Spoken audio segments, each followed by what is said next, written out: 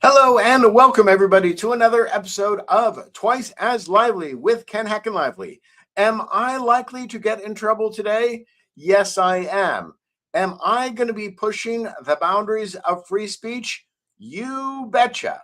Because the only way we can think is to use words to express ideas which may not be currently approved by our corporate and governmental masters. But if we want to think, we must be free in order to pursue provocative ideas, which is why the title of today's episode is The Secret Gay Republican Mafia.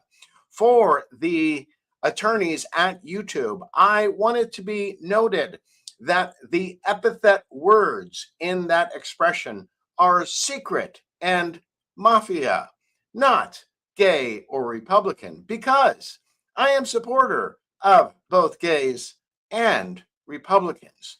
So there you have it, YouTube attorneys. So if you are going to block this episode or send me a notification that I in some way transgressed against your rules, I simply want it to be on the record, because I am an attorney, that the only epithets in that title should be secret and mafia. So if you come after me, you are coming after me because you like secrets and you like the mafia. But let's begin first with our simultaneous sip. As always, I have wonderful Peet's coffee here. It's a cafe Americano with a little bit of milk and some honey, because I like a little bit of sweet with my caffeine. Here we go. Okay, so where am I coming up with this expression, the secret gay Republican mafia? Well, as you may be aware, Senator Lindsey Graham passed away recently. He was the senator from South Carolina and famously unmarried. Many have said that his mannerisms were somewhat effeminate, and they speculated that he was gay. So I have no verification on that claim, just to let you know that that has been part of the public debate. So in Senator Graham's defense, I do think it's important to note that many people in the wake of his death have commented on his genteel Southern manners, and I think that all of that is good. So I have nothing but praise for the alleged behavior of Senator Graham of showing courtesy to both friends and perceived enemies. Now, where I start to have some questions is about comments that have been made in the media that I have heard from a couple different sources, and I felt like I simply had to comment on them. For example, the commentator Candace Owens. Have I mentioned I love Candace? Candace is just awesome. And even when she starts trespassing into dangerous areas, which I might not fully be on board with, I know that the smartest move for me is just to wait to see what develops. Because Candace is kind of like the scout. She goes ahead of all of us and reports back things which may sound crazy, but often turn out to be true. So I'd heard Candace, not recently, but a while ago, saying that pretty much all the conservative commentators that you know are secretly gay behind the scenes. And I thought, wow, that's kind of an interesting take on things. I hadn't heard that claim before. But it made me think about how much I am admiring of the comedian Bill Maher, a famous liberal who, as he watches his Democratic Party descend into democratic socialist chaos, he is raising his hand and saying, hey, if this goes on much longer, I'm out of here. And my vote is up for grabs. That is kudos to Bill Maher, who is uh, staying true to his principles. So Candace Owens has always struck me as one of those figures who doesn't care what you think. What she cares about is what is true or what she believes to be true. So when Candace, going against Team Conservative, says that all the conservative commentators that you know of, or most of them, are secretly gay behind the scenes, I sit up and pay attention. Then I flip on over to Tucker Carlson, who has famously said that pretty much everybody in Washington, D.C., behind the scenes, has a weird sex life. So I put those two things together, and I'm curious about this idea of where there is a secret gay Republican mafia behind the scenes. Now, we can go back into history and we find out that there was a group of advisors to then Governor Reagan who turned out to be gay, and at that time they had to resign simply for the fact of their sexuality. So let me say, so I don't get misquoted, I have nothing against gay people or Republican people. In fact, I would call myself an enthusiastic supporter of the rights of gays, lesbians, and transgenders. My feeling is that if you are of an adult, you get to choose your sexual practices among fellow adults. That is one of the reasons I think it's important also to note that a genuine conservative pretty much says you're an adult, and if you're minding your own business and not hurting any people, I really don't give a shit what you're doing. That's pretty much my standard. So let it be clear, I am an enthusiastic supporter of the log cabin Republicans. I am an enthusiastic supporter of people who tell the truth about their sexuality as long as it is confined to consenting adults. So, what is the problem with a secret gay Republican mafia? Well, first of all, I don't even know if any such thing exists. But one of the things that I do know is if people tell me I can't consider an idea, I want to consider it even more. So that is why I have titled this episode The Secret Gay Republican Mafia, because I don't know if there's such a thing as the secret gay Republican mafia.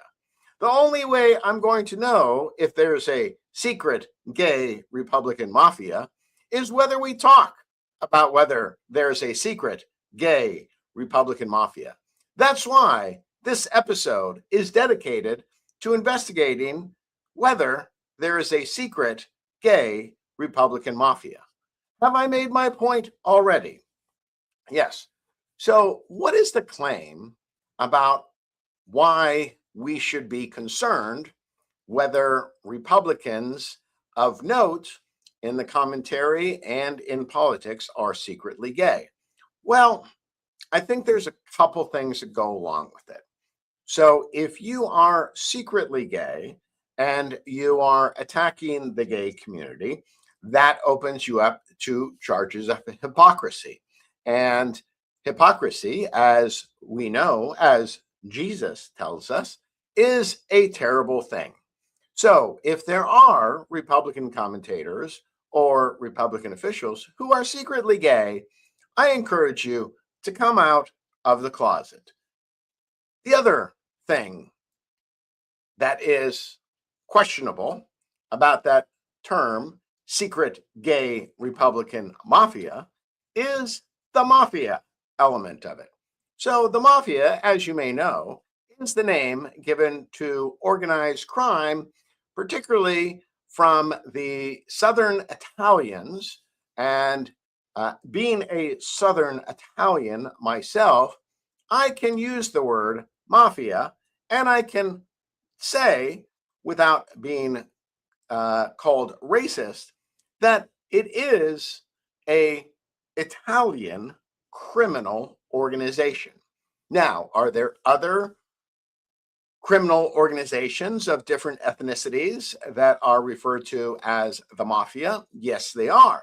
But historically speaking, it is more accurate to speak of the mafia as specifically an Italian criminal organization. You see, I don't mind terms being used if they are accurate, even if it lends some shame to certain nationalities, even my own background.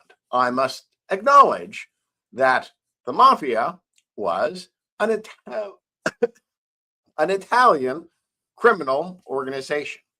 So let's talk about why this secret gay Republican mafia concerns people.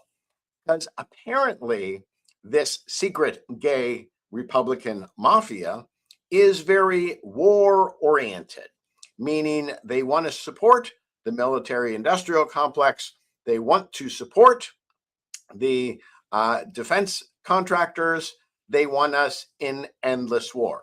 So it is not that they are secret, gay, and Republican, which is the problem.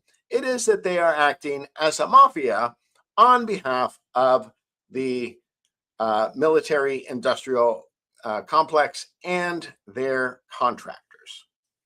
So I'm not sure if there is such a thing as the secret gay Republican mafia, but since I am dedicated to exploring ideas using words, not my fists or violence, I must be free to use words like the secret gay Republican mafia and to investigate whether such group exists based on what people who are in the know have said.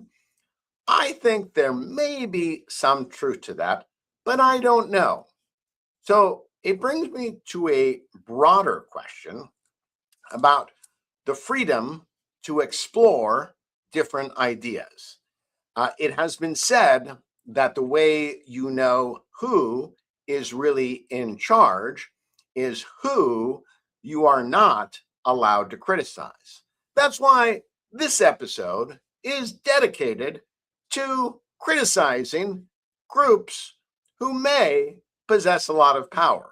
See, my my prediction is that if this broadcast gets squelched in some way, in other words, whether there are some truly things that I cannot say because I am transgressing against powerful forces, then it will show up in my YouTube comments.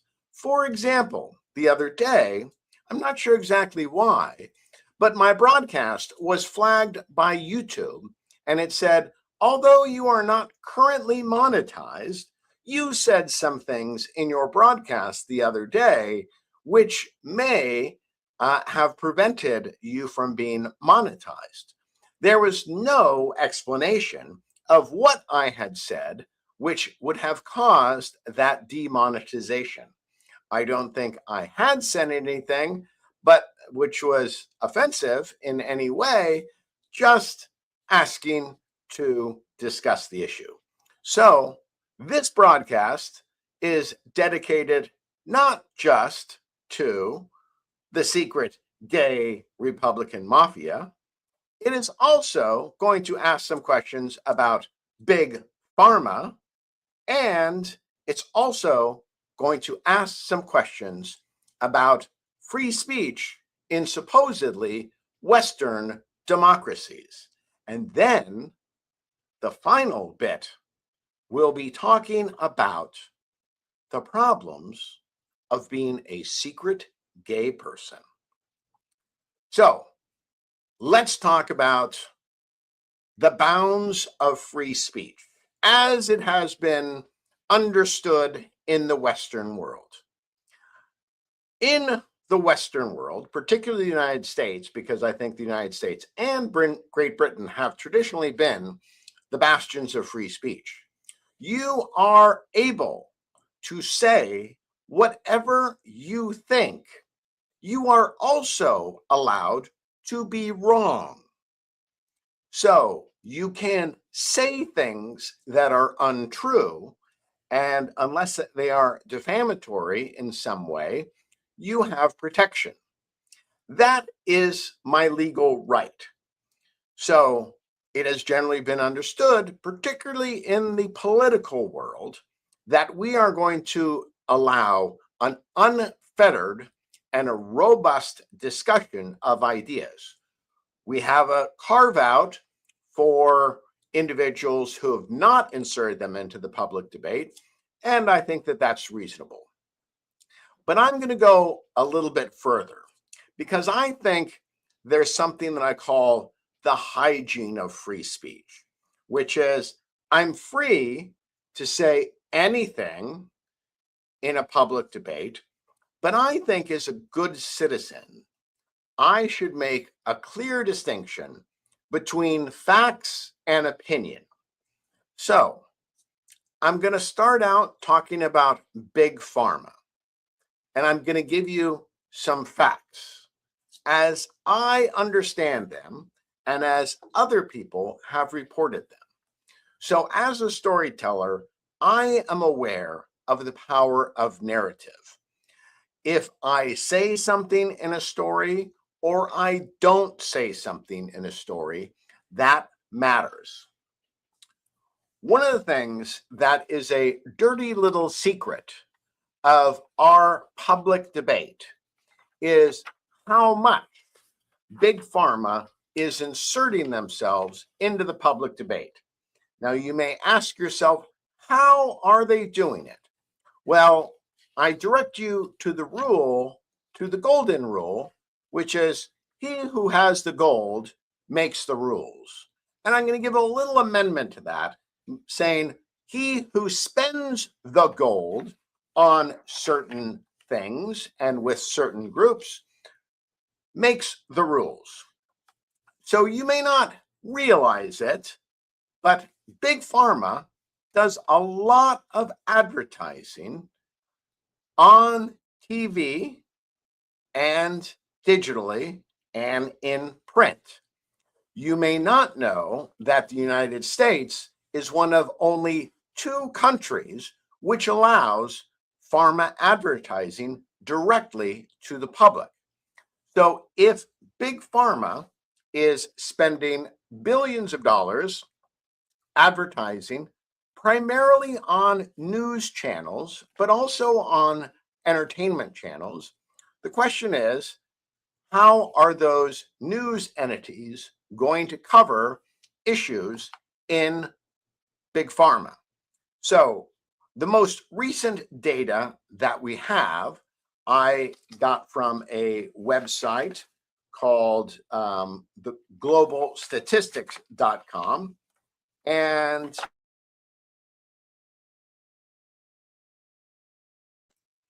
you can see some of the numbers here. So this is data from 2024 to 2025. So according to the global statistics, total healthcare pharma digital advertising in 2024 to 2025 was $19.96 billion. $19.66 billion. I remind you that only one other country, New Zealand, allows direct to consumer advertising for pharmaceuticals. That's because pretty much every other country in the world has decided that the citizens are probably not the correct people to have drugs marketed to them. That should be the province of medical professionals. So it's fine to advertise in their medical journals, but not to the general public. What do we have in direct to consumer TV advertising in Q1 of 2025? I show that to you right there. It's 729.4 million. Let's just multiply that by 3 and add it up, and it looks like about somewhere in the neighborhood of $2.8 billion spent on the shows that you are watching. Now, I'm thinking of putting together a segment called Big Pharma Theater. And what would be in Big Pharma Theater? Well, every single pharmaceutical commercial is a little story. Let me talk about the story you're likely to see in Big Pharma advertising, which I call Big Pharma Theater. In today's performance of Big Pharma Theater, we have a woman who for some reason just can't engage in her life. And so you see her walking around her life. She's just in a daze. Maybe she's a writer who's trying to write in a journal, but she just can't do it. And then you get to see her take some drug, which will change her mood.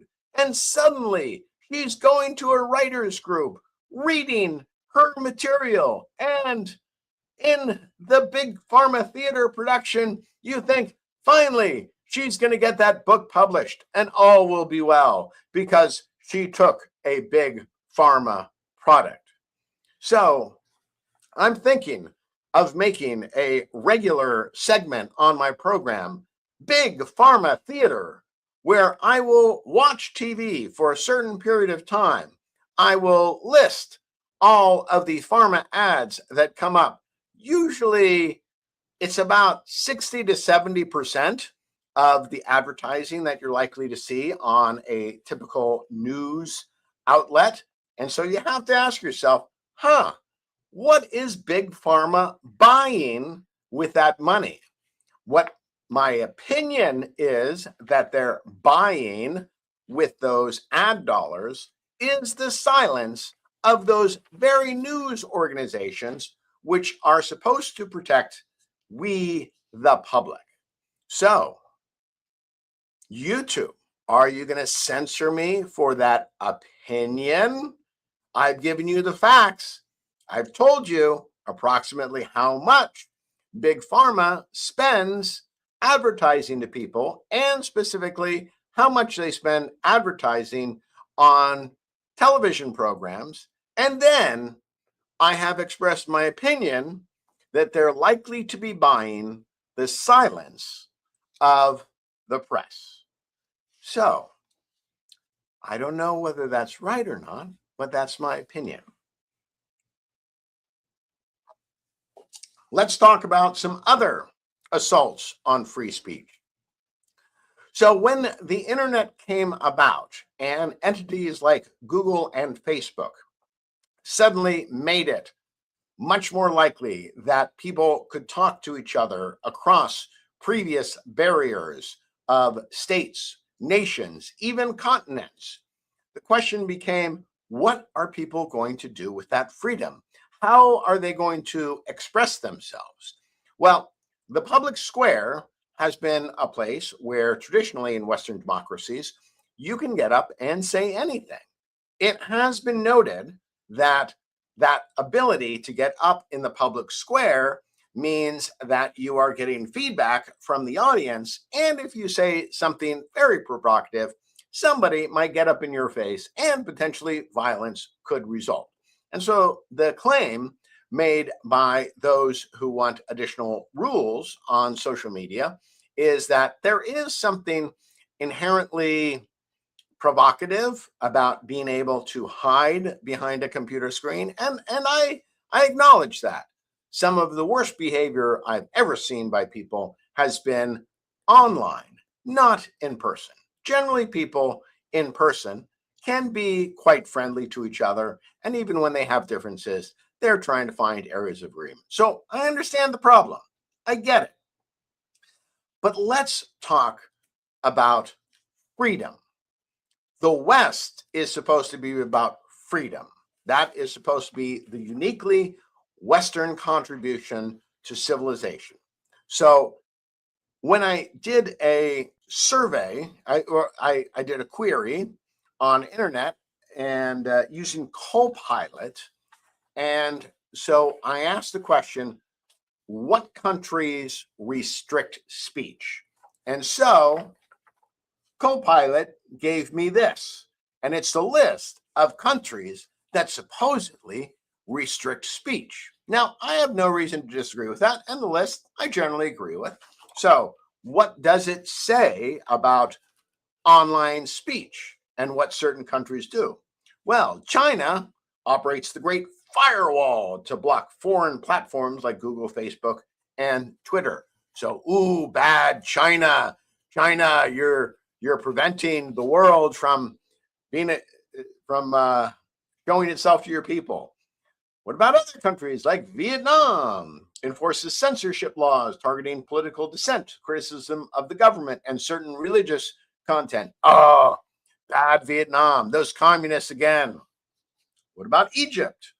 Monitors and censors online content, especially political and religious speech. Oh, you Egyptians, you religious bigots. So does Iran. So does North Korea. Russia has laws criminalizing extremist content, hate speech, and incitement to violence. Ah, bad Russia, bad Russia. We know all these countries are bad. Saudi Arabia, Myanmar, Eritrea, Cuba, Belarus, Malaysia. And then they talk about the key mechanisms for it. So you have les majestés laws, which criminalize insults to national leaders. You have the blasphemy laws, targets religious criticism. You have national security laws, and you have public order laws. Yes, we don't want the public being disordered. We don't want them getting out of order. So nobody really has any problem with the fact that free speech is a good thing. We like the human brain to consider different ideas because we believe that we are created by God equally, and each one of us has the spark of divinity within us, but we have incomplete information. So the only way we can get complete information is to have an unfettered exchange of ideas, the battle in the marketplace of ideas, if you will, and then we, as thinking human beings, can figure out what we think is most likely to be true. But then I typed in, what about platform moderation in Western countries? And it's kind of interesting. Creeping censorship. Yes, we have that in the West. The European Union, first of all, has their Digital Service Acts. It's the EU's strictest platform law applicable to very large online platforms. You can have mandatory removal of illegal content, transparency on takedowns, user-friendly reporting, public reporting. So we've got Europe, the traditional home of free speech, engaging in this. What about the United States? Well, you have the Children's Online Privacy Protection Act. Sounds pretty good. I like that. I am a big believer that certain discussions and certain content should be kept away from children, and it is uniquely the right of the parents to determine what their children can view. I am a strong believer in the authority of parents over their children before they become adults. But let's go to the United Kingdom, the traditional home of free speech, and the Online Safety Act. It applies to all online services, not just large platforms. The operators must take reasonable steps to protect users from harm, and it comes with some teeth. It comes with some teeth in the form of fines and possible service restrictions. So let me just set the stage for you before these laws came about. For those of you who may be young or who have short memories, nobody is supposed to get prosecuted for speaking their mind. I can go on the street corner and say what I think. I can go into a coffee house, say what I think. I can be in a business meeting, and people may choose not to talk to me as a result of things that I say, which is their choice. But the state does not get involved. Well, what's happened in England, and this is going to be another segment that I create, which will be called the Captive Nations segment, talking about nations, once great nations, who have surrendered some or all of their freedom. And I think a strong argument can be made that England is in the midst of surrendering its freedoms. So this comes from a website. It is keep factually independent. And so the title of this article is How Many People in the UK Were Arrested and Imprisoned for Online Posts? So notice my censors at YouTube. This is from the website Factually. And maybe it's not factual, but as far as I am able to determine, it is factual. So let me read from the executive summary.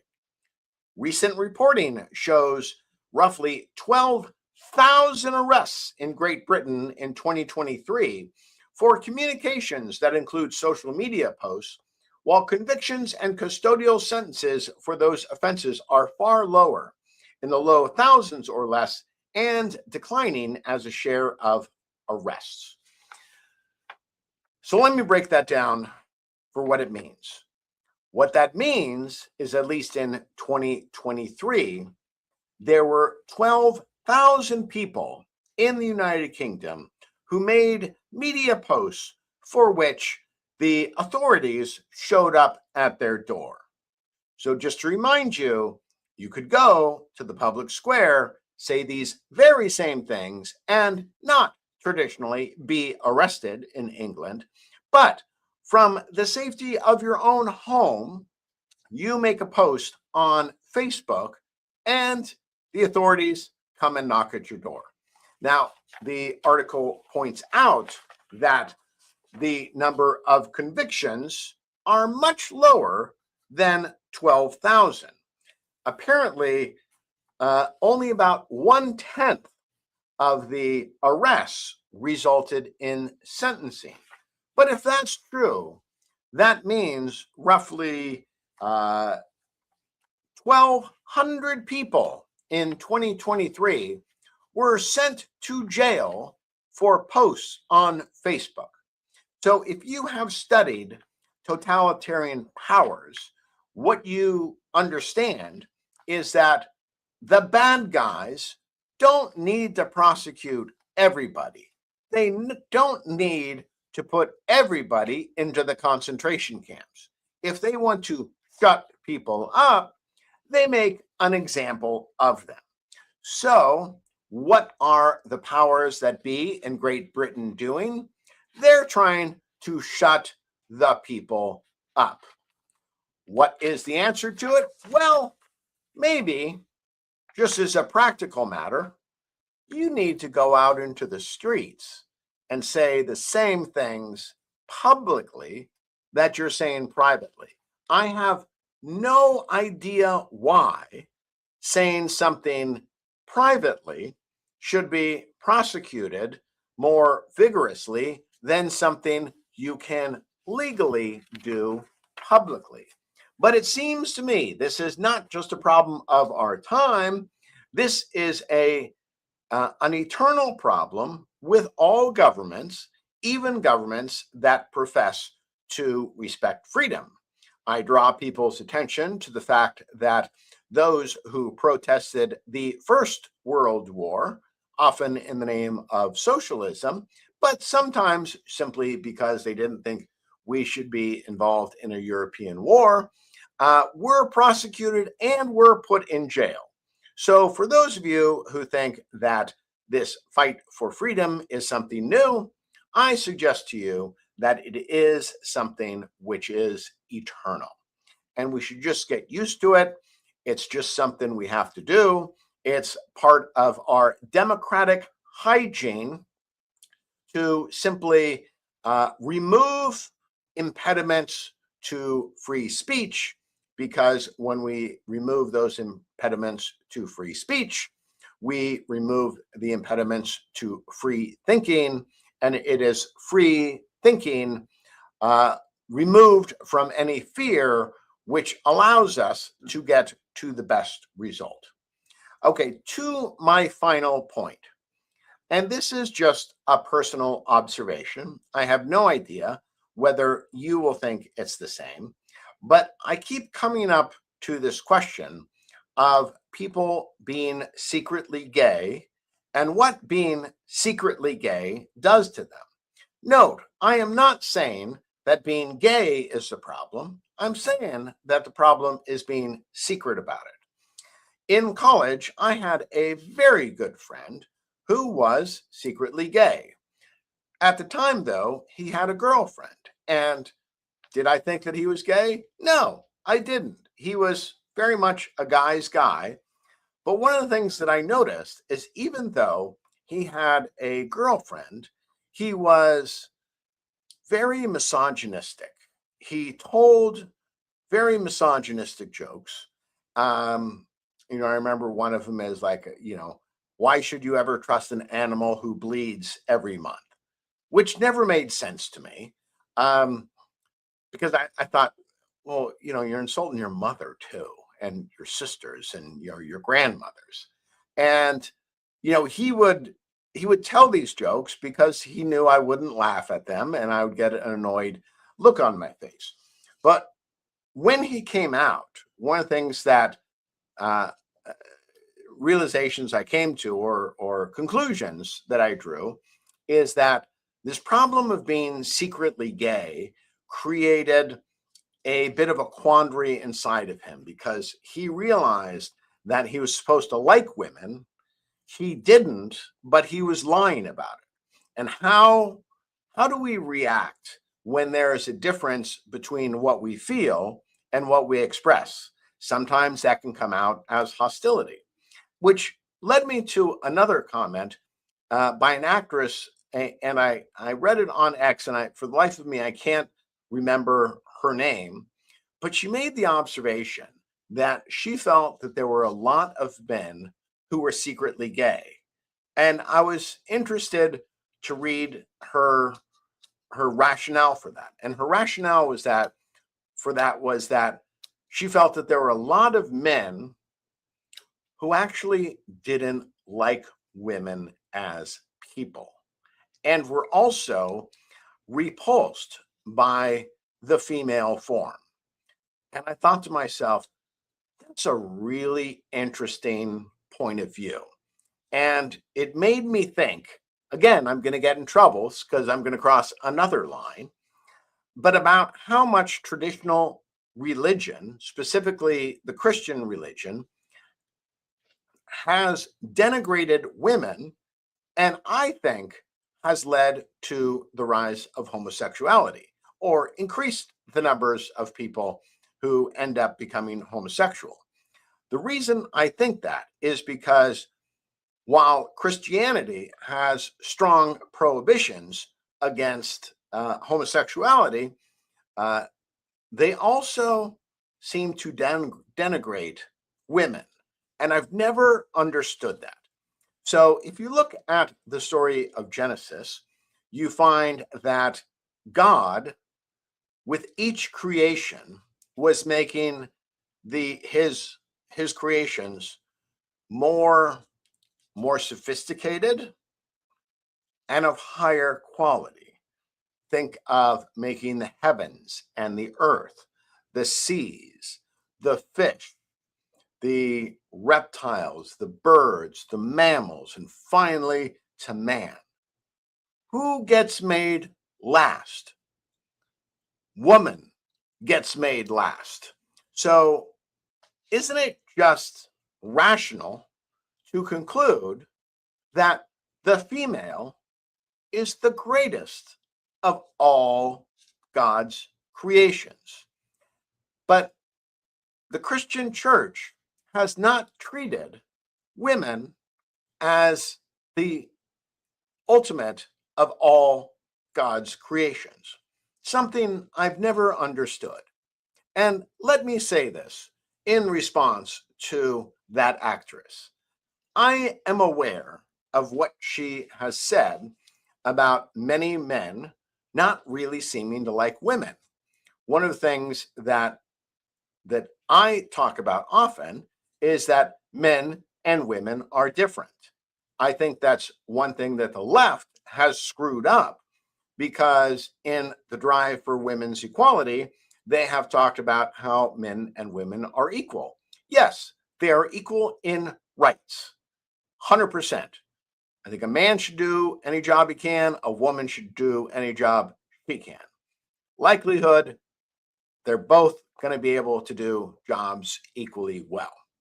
But men and women are different. That difference is innate, and we must respect that. And I think that both religion and progressivism have messed up the relationship between the sexes. There should be, between men and women, a magic, because we are different and yet we are complementary. I know for myself, I do not feel complete unless I am around my wife. I think of myself not just as Kent alone, but Kent with my wife. I think that that understanding is very important to be healthy. And I think both religion and liberalism have not pushed that idea. Religion seems to push the idea that women are secondary, that their bodies are sin.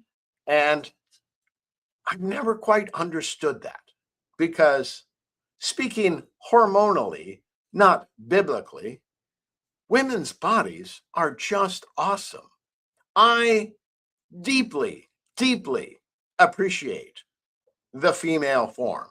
It does seem to me to be the finest of all God's creations. And anybody who doesn't think that is friggin' crazy. Women are also different than men. Women have a different perspective.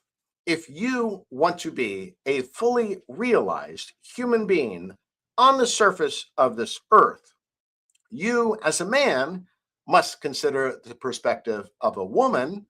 And conversely, if you are a woman, you must understand the male perspective.